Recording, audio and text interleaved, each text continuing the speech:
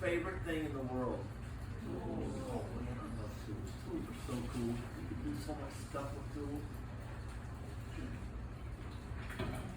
Full dissertations have been written on which phases of the moon are best for making reverse-threaded, oversized purple foam stampers. What? That's a joke. Purple foam stampers don't really exist.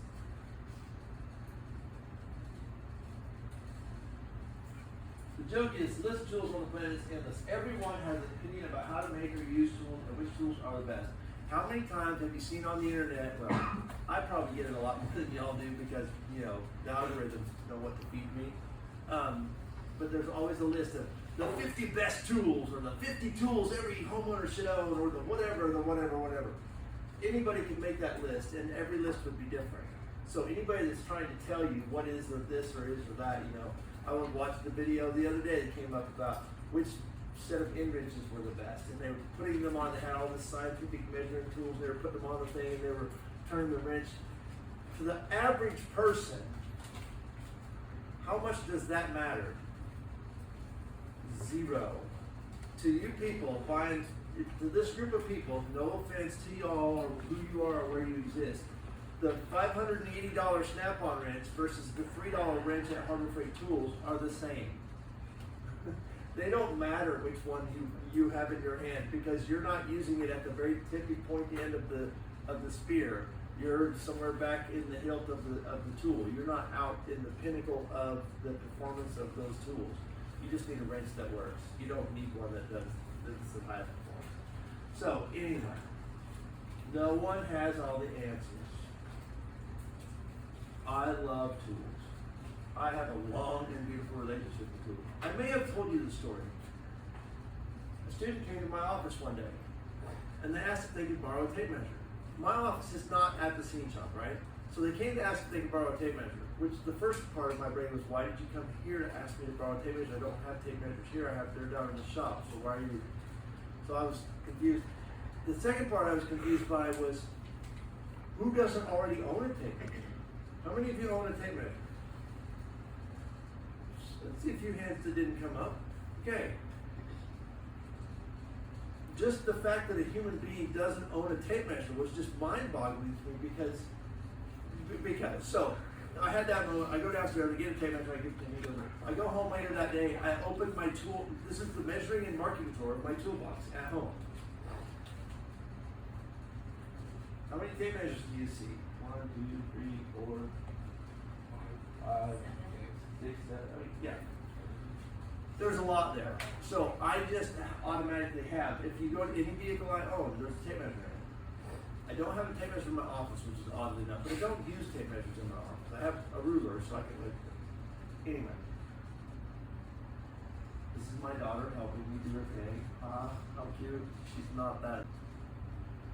This is me in my toolboxes. Oh, how cool. I was so cool when I was building my shelving around my toolboxes at home. This is all different now. This is the house toolbox. To the garage, this house. This is Alex. He was my shop cat. He doesn't exist anymore. Well, he does, but he doesn't exist in live form because he passed. But he was always involved. Whenever I would go out to the shop to work on something, he would always come around. He was hanging around. He was laying on the workbench, getting around, getting involved. And so we had him incinerated. And so I have his ashes in a can on the shelf. And so when I'm working on projects, I bring him down. Send him on the workbench. And then there's Wilbur. This is Wilbur. Wilbur's an old cat too. But notice, I stopped at the cat. Notice I have a tool in my hand as I'm petting the cat. Anyway, don't get me started. I can teach a whole class of history of person's tools. If you go to any of my toolboxes, well, if you know anything about me, you know that I have a story for everything. Anything you talk about, come up with, I can probably find some piece of story in my history that's related to what you were talking about from this crap that I've done, life I've lived. If you go to my toolbox and pull any tool out, I can pretty much tell you where it came from and how I got it and why I have it. So, I can go on through. We don't have that much time. The goal of this class is to give you the baseline. This is what Marty said earlier. Baseline knowledge of the common tools, materials, and techniques used in building basic scenery. All we're going to do, I'm looking at the two different things. All we're going to do is hit the basic points you're going to encounter in our steam side. Didn't I just say that in the last slide? We'll start with tape measure. Everybody knows what tape measure is, right?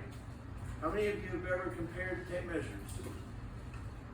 Take two tape measures from two different brands and pull them out and see how much, see how closely they match. It's interesting how little they don't match. The other cool test is to take a group of people and get a tape measure out and have them facing away from the tape measure and tell them to pull it out to a specific inch and see who can get closest to how long an inch is, how long 8 inches is, how long 10 inches is. Because it's interesting how people can, how some people are very good at guesstimating measurements and how some people are not. A variety of different, very long tape measures, fiberglass tape measures, 100-footer, carry on your pocket, different things. What do we use squares for? Go. To put your 90. Yes. 90, the majority of the time we're using to measure a right angle, 90 degrees. And they're a layout tool. We're trying to transfer a point from one edge of the board to the other edge of the board. We use a square to transfer a straight across. Combination square and speed square. Combination square has an automatic 45-degree angle built into there. I find that I don't use it very often. But the beautiful part, the combination square is my favorite square, and the reason is it has an adjustment wheel right here. You can loosen that up and you can slide this back and forth on this ruler. And so you can adjust the distance between the shoulder here and the end of the ruler so you can measure things. So I'd say I need to drill a bunch of holes 4 inches away from the edge of the board. So I set my thing at 4 inches, I go along and I just I can slide it along the board and make a marker. When we get to the bench building, you're going to use this tool to lay out where you're drilling the holes for your benches. It also has a little bubble, a vial in it, so you can use it as a level. And a speed square, if you get the book and you learn, you're building houses especially, when you use a speed square, it has all these interesting markings on it, so you can use it to measure angles and all kinds of other things. It does a whole bunch of things in one easy, one piece, no moving parts tool. What does the chalk line do? Go. It makes a really long line of chalk that helps you place your sound stage as an easy. Oftentimes it's referred to as a chalk box. This is a housing. This is a plastic one, that's a metal one. It has a little trap door right here. You open that trap door, you pour chalk in, powdered chalk in there, and then you close the door up, and there's a spool of string in there. And the string, the chalk gets caught in the weave of the string, and so when you pull it out, it's all full of chalk. And then when you snap it on something, it transfers that chalk onto whatever the surface is that you're snapping. So you can draw a very long line with it by just snapping the string. Very useful tool for drawing a long line across large construction.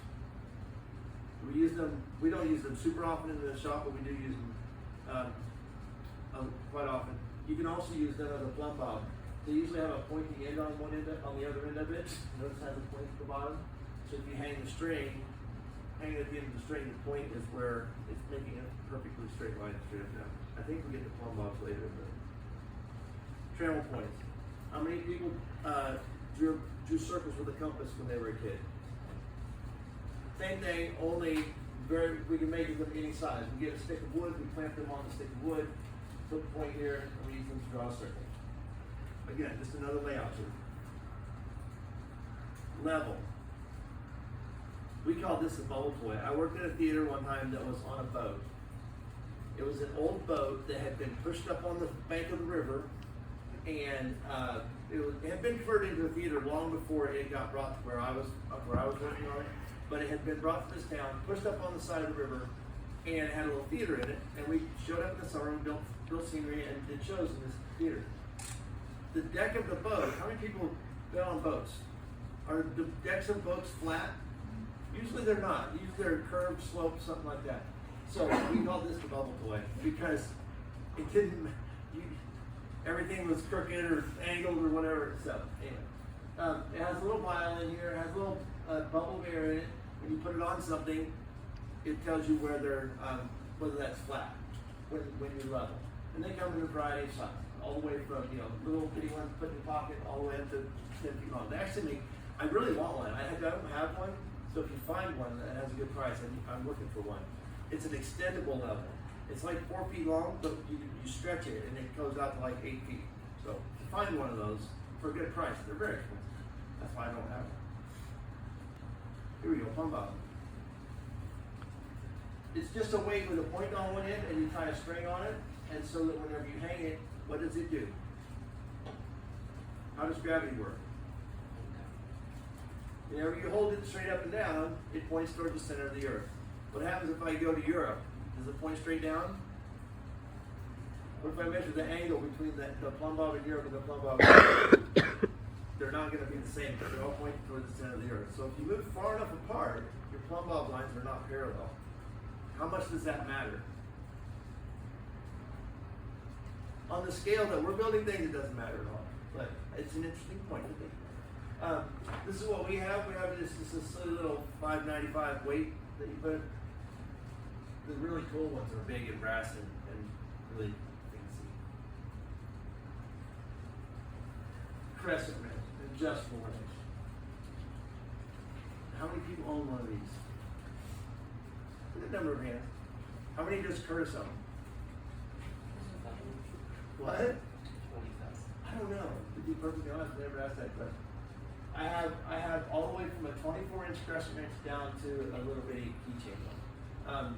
And the reason I have a 24-inch crescent wrench is because I got a really good deal on it, not because I needed it, not because I have used it, but I got a really good deal on it, so I traded some stuff for it. Why does Curtis hate a crescent wrench? Nobody? Go. Because they are adjustable, so they like to slip because of the gearing. Exactly. Some people think that they're the only tool because they're adjustable and they can fit all the different sizes. And so they use them for everything. I get frustrated with people because use the proper tool. The other thing is that they're adjustable, and so if you don't have them exactly the right size, you put too much force on them, they round the corners off all the bolts and things like that. The reason that I love them is that they are adjustable and that they are handy, and then you can use them in a variety of different situations. Especially if you're doing lighting, they are the tool of choice. The 8-inch crescent wrench is a tool of choice if you're hanging lighting. So it works really well. Is there such a thing as a left-handed crescent wrench? No, they're all the same. Anybody that tries to con you into a left-handed crescent wrench or a metric crescent wrench is a liar. Combination wrench. Why do we call them a combination wrench? Because they have two ends. They're different on it. This is an open end. It's just a fork of metal, and it's sized properly, so you put it on the bolt, and then you twist the bolt. This one's a boxed end or a closed end, and it has the shape of the nut on the inside of it. And so why is one better than the other? Go.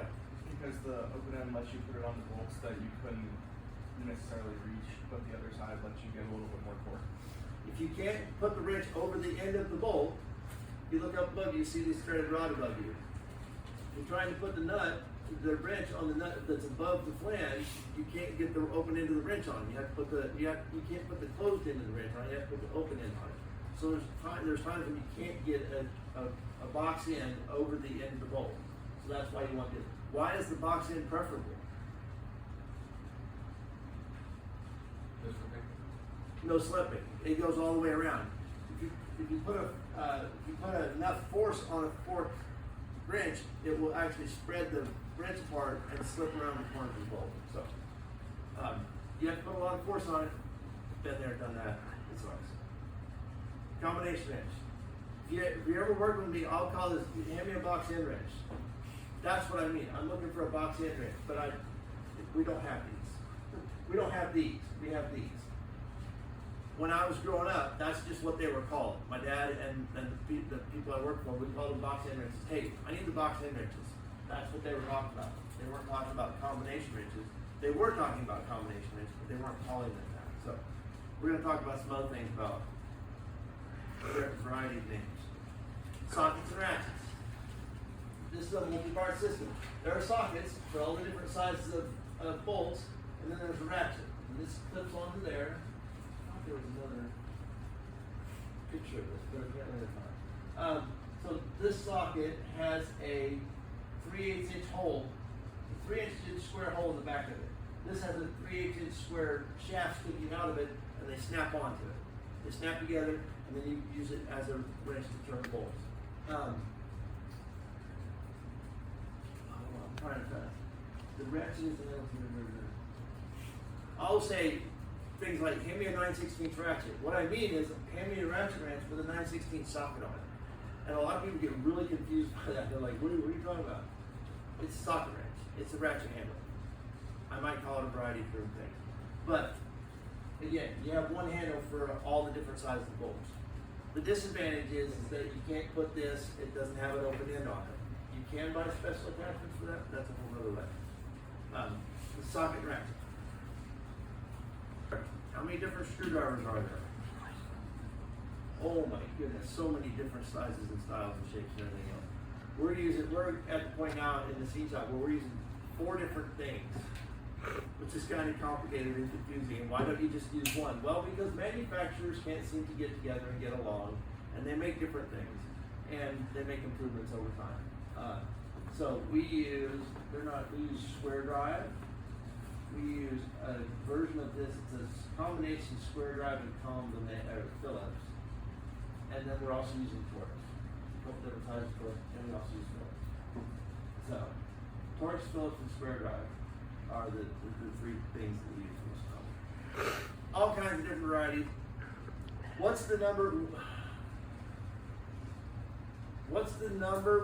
the most common head style out there? Phillips. And what size is that Phillips? Does anybody know this? What size is that Phillips? Go. Number 2. All of the screw head sizes are sized. The most common thing on the planet is the Phillips number 2. How many of you have a little bitty screwdriver set to work on your glasses or your cell phones or whatever? Yeah.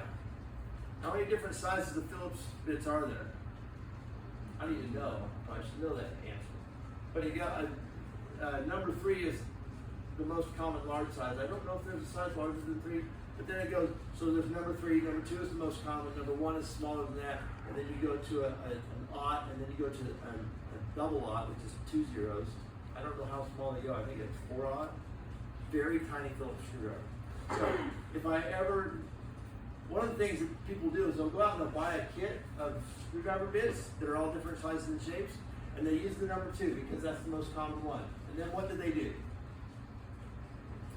They lose it, they wear it out, they break it, they whatever. And so now they've got this 39-piece set that they bought at the store, and the one that they need is missing. So then what do they start doing? They grab the number 1 Phillips screw, and they start using that until what have they done? They've stripped out all their screws, they've ruined the screwdriver bit, and everything else like that. So, oftentimes you go and buy a screwdriver set of all these different sizes, and the one size that you use all the time is gone, lost, missing, or broken, and now you have a whole box of screwdrivers that are largely useless. So, if you're going to buy screwdrivers, buy yourself a good Phillips, number 2 Phillips screwdriver, and forget the big kit because you don't need half of that. You're just buying a waste of stuff, buying material, things you don't need. Look at all the different pliers. Needle nose, diagonal cutters. Wait, those aren't pliers. They look a lot like pliers, but they're actually cutters. How many people have used a pair of diagonal cutters as a pair of pliers? And why? Because you can. You had, and you needed a pair of pliers, so you're pinching at the thing. Do the diagonal cutters appreciate being used as pliers? No, then they don't work very well as cutters after that.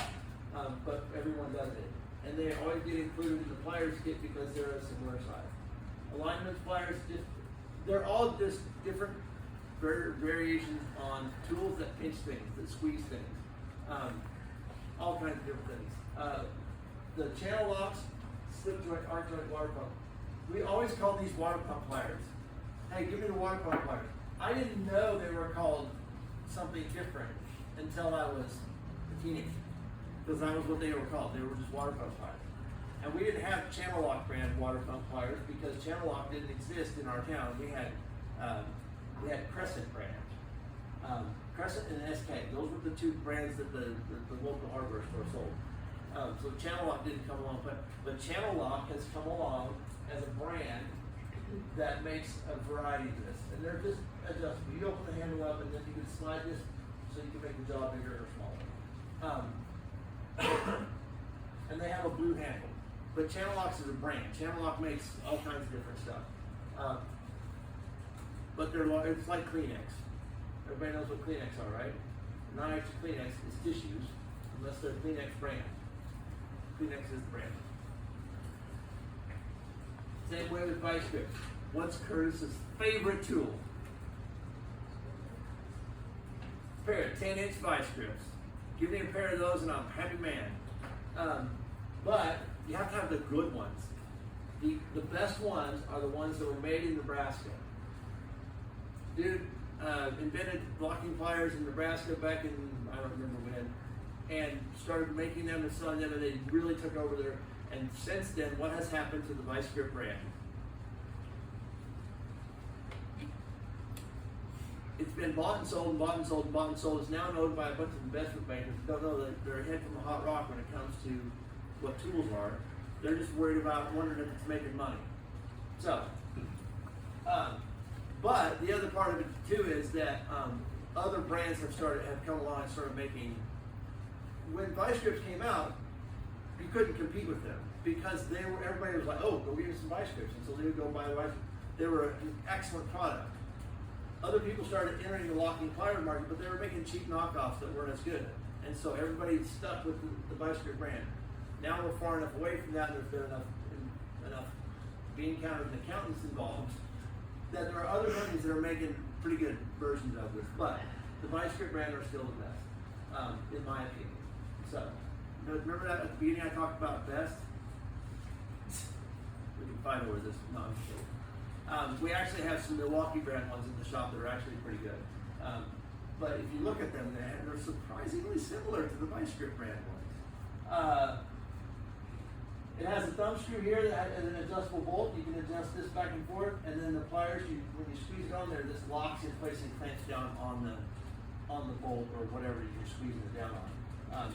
So they're adjustable. They're locking pliers is the actual definition. But Vice Grips has largely dominated as the term. Pipe wrench, yay! I was gonna bring my pipe wrench and then I forgot. I have a 36-inch long pipe wrench.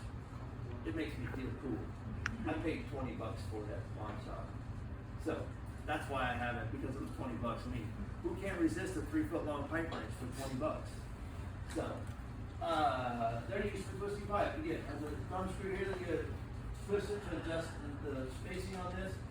And then when you pull down on it, it pinches down on the pipe and turns it. So back.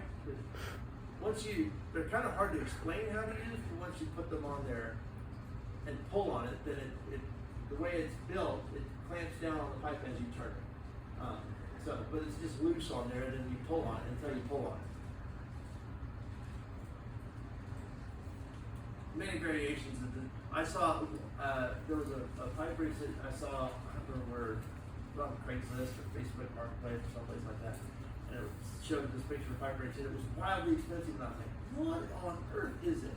It was made out of beryllium, I think. It was a non-sparking pipe wrench. And I was like, what? It was used, they make tools. I learned the whole thing.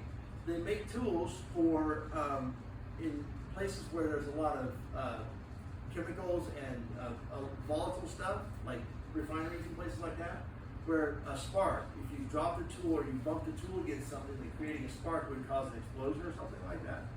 And so they make tools out of non-sparking tools. So if you bash, you can't make a spark with them. So, which reminds me of the story about the nuclear missile that blew up in Arkansas.